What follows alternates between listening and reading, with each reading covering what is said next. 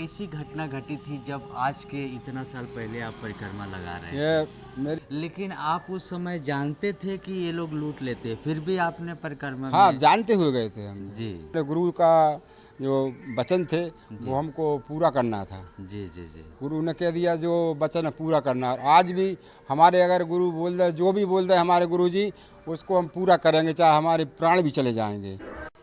जय श्री राधे नर्मदे हर। साथियों, मैं आपका दोस्त मुकेश संत कृपा टीवी में फिर से एक बार स्वागत करता हूँ।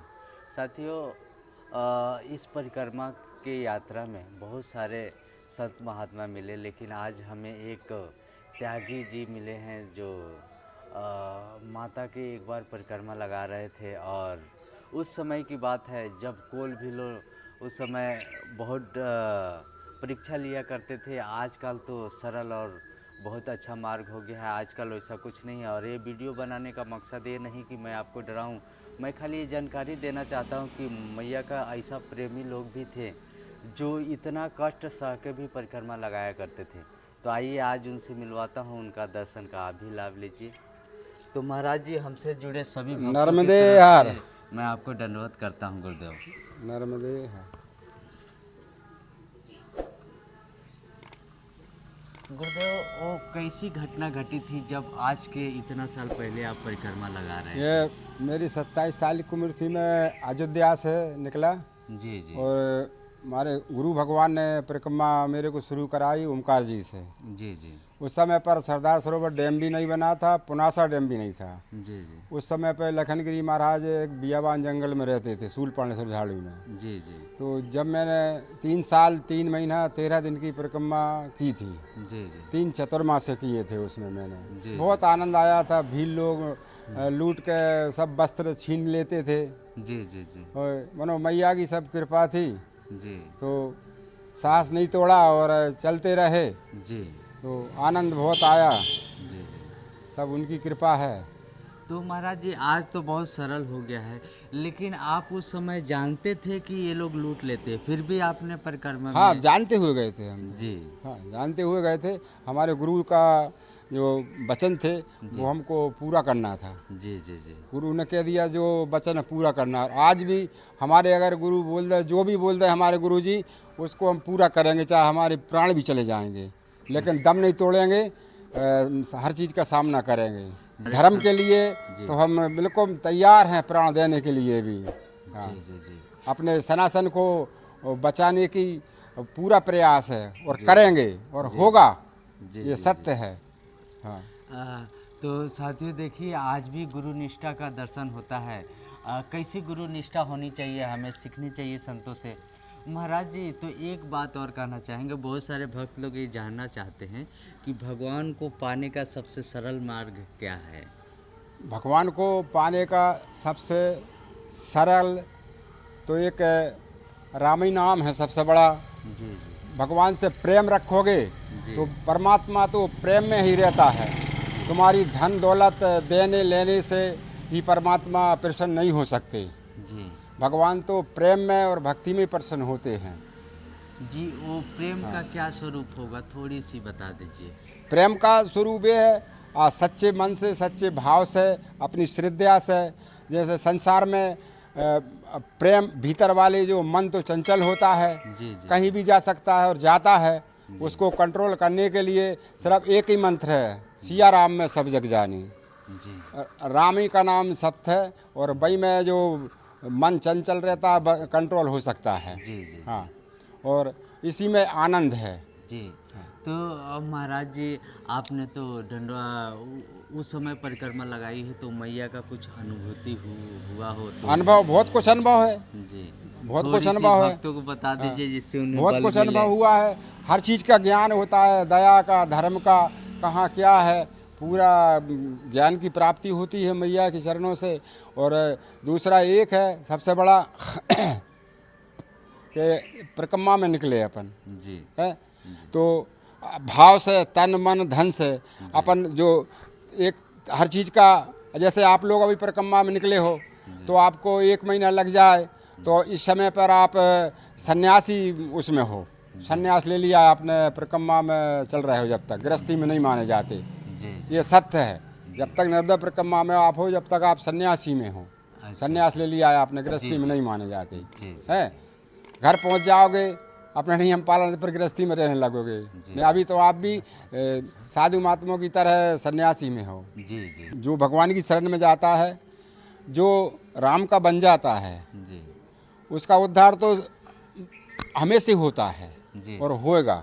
जी जी जो भगवान से जुड़ जाते हैं। जी। आप गुरुदेव बाल समय से ही हाँ, ब्रह्मचारी साधु हूँ मैं बालापन से। हमारे माँ पिता की मन्नत थी। जी जी बहुत बड़ी एक किस्सा है वो तो, जी जी साधु बनने की। जी जी हाँ। छोटी सी थोड़ी सी बता दीजिए अगर। तो हमारे माता पिता के संतान नहीं थी। जी हमारे काका और बड़े पिताजी सबके संतान थी। जी तो उनने हमारी मम्मी पापा हमारे दुखी रहे। जी जी दुखी रहे तो कुछ लोग बस्ती मोहल्ला पड़ोस के भी थोड़ा हमारी मम्मी को बुरा बोलें जी, कि इनके संतान नहीं है, जो अच्छे नहीं होते, शुभकारी नहीं होते, इनका मुंह नहीं देखना चाहिए। जी जी ऐसा जी। बोलते थे। तो हाँ, उनको समाज दुख हो गए। में, जी भगवान ने जमीन जायदाद प्रॉपर्टी सब कुछ घर में दी है। जी तो हमारे मम्मी पापा हरिद्वार पहुँचे। जी तो वहाँ एक साधु महात्मा मिल गए उनके लिए। जी तो साधु महात्मा से उनने बोला जी कि ऐसी ऐसी समस्या है। तो महात्मा बोले, साधु बोले, चलो हरि के द्वार में चलते हैं। जी तो हरिद्वार में भगवान के सामने खड़े कर दिए हमारे मम्मी पापा को, और मम्मी पापा से बोल दिया कि जो तुमको मांगना है तो मैं नारायण से मांग लो। जी तो हमारे मम्मी पापा ने बोल दिया कि प्रभु आपके खजाने में अगर संतान हो तो हमको दे देना, जी और नहीं है तो हमको भी ले लेना। हमको भी लेना। जी जी जी तो उसके बाद में 1.5 साल के बाद में मेरा जन्म हुआ। जी जी जी हाँ, 1.5 साल के बाद में मेरा जन्म हो गया। तो मैंने बोल दिया था कि तुम खुद दे देंगे। जी जी। तो हरि वो ने प्रसाद माता पिता के वचन के पूरा कर रहा हूँ, और बालापन से, और बहुत शौकीन हूँ और बहुत खुशी से। जी हाँ, मैं तो गर्व करता हूँ कि मेरे जैसे माता पिता संसार में सबके होवें। जी जी जी।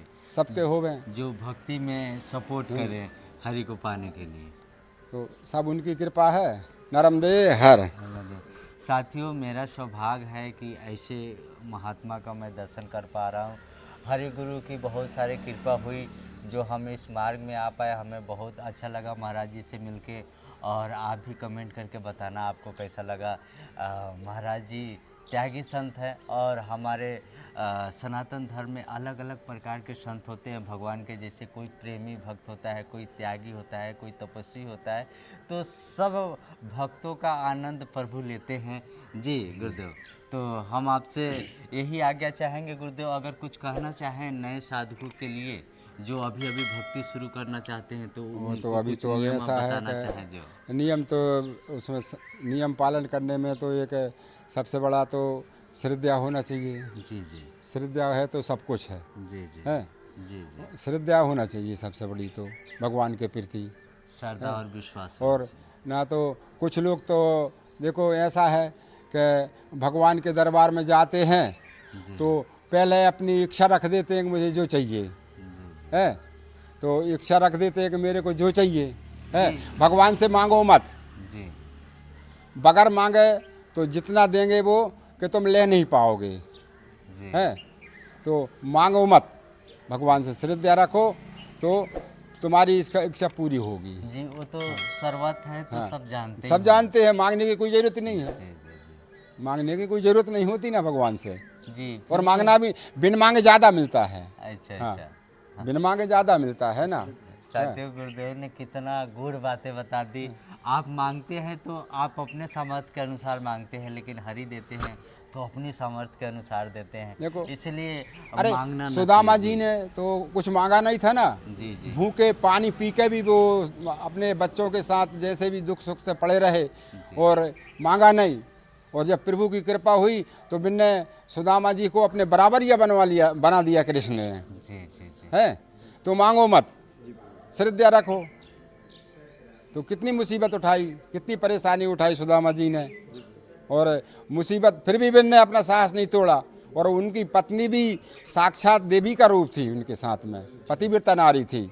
है, और फिर देखो प्रभु की कृपा हुई उनके ऊपर की। तो लीला विचित्र है भगवान कृष्ण की। तो वो तो मांगो मत, और वो तो कण कण में है। जी जी जी। जहाँ चाहो भाई, जहाँ भक्त की यहाँ मैं भगवान, जहाँ भक्त की यहाँ। जी गुरुदेव, कुछ और भगवान तो सर्वत्र, और भगवान तो देखो जैसे मैं हूँ या तुम हो, कोई भी है संसार में, जी तो भक्त बक्सल भगवान भी कहते हैं। जी जी है, भक्त बक्सल भगवान क्यों कहते हैं कि अपने भक्त के लिए वो, जैसे पहले ज़माने में, आजकल तो मशीनें चल गई हर प्रकार की, वो हिंदी में बोलते हैं धान बोलते हैं, धान। तो पहले माता बहनें कूट कूट के धान के चावल निकालती थी, चावल निकालती थी, फिर वो भात बनाती थी। तो वो उसको ऐसे देखती थी एक दाने के लिए, अभी पका का नहीं पका, पक गया का नहीं पका दबा के है, देखती थी। दबा के देखती थी, और देख लिया नहीं थोड़ा अभी कसर है इसमें, इसमें अभी कसर है, पका नहीं है। ऐसा ही परमात्मा अपने भक्त के लिए भात की तरह बना लेते हैं। क्यों कि जब तक शरीर में अहंकार रहता है, जब तक परमात्मा अपने भक्त को स्वीकार नहीं करते।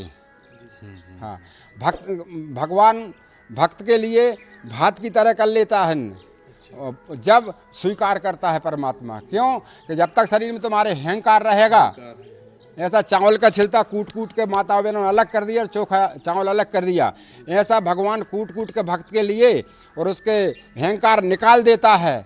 अर्जुन जैसों का अहंकार भगवान ने निकाल के और उनको सनातन धर्म के लिए युद्ध करने के लिए तैयार कर दिया है। तो भगवान तो भक्त वत्सल भी कहते हैं उनसे।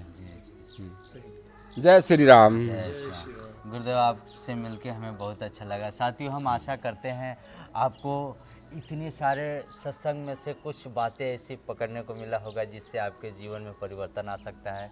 और हम आशा करते हैं अगर वीडियो अच्छा लगे तो अपने दोस्तों से शेयर कीजिए और अपने दोस्त मित्रों से शेयर कीजिए, ताकि वो भी आध्यात्म को जाने, अपने जीवन में सुख से आनंद भरे जीवन को बिता सके, नशा से मुक्ति पा सके। और चैनल को सब्सक्राइब कर लीजिएगा अगर नहीं किए हो तो।